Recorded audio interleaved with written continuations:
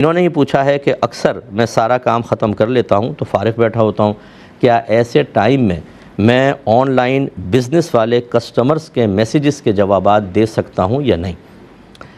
देखें, जब आप अपना एक वक्त बेच चुके होते हैं तो उस वक्त में आप एक तो अपना प्राइवेट कोई भी इजाफ़ी काम नहीं कर सकते।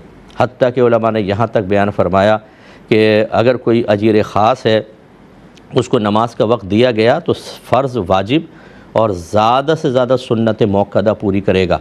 सुन्नत गैर मौक़दा नवाफिल वग़ैरह बिल्कुल नहीं पड़ेगा, सीधा आकर अपने काम पर पहुँचे। इसी तरीके से अगर आपने कुरान पाक की तिलावत शुरू कर दी, ये इजाफ़ी है, ये ठीक नहीं कहलाएगी। हाँ, लेकिन इसमें दो बातें होती हैं, ज़रूरी समझ लें कि एक तो होता है रेस्ट टाइम देना कि भाई आधा घंटा रेस्ट टाइम है, इसमें आप खाना खा लें, नमाज़ पढ़ लें, बैठ जाएँ, कुछ भी करें। इसमें तो अगर जैसे आपने जल्दी खाना खा लिया और नमाज़ पढ़ रहे, नवाफिल पढ़ते पढ़ते आपने पूरे 30 मिनट कंप्लीट करके आ गए, इसमें कोई मसला नहीं है।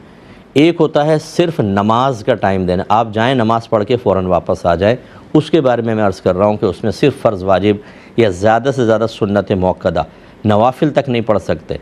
चाहे जाए कि हम अपना और ज़ाती काम करें। और इसी तरीके से जब आप किसी के एम्प्लॉय हैं, ऐसे वक्त में किसी और का काम नहीं कर सकते, तो लिहाजा आप ये बिल्कुल शरन जायज़ नहीं है। अगर किया है तो अल्लाह ताला की बारगाह में तौबा करें और आइंदा इसमें एहतियात की जाए।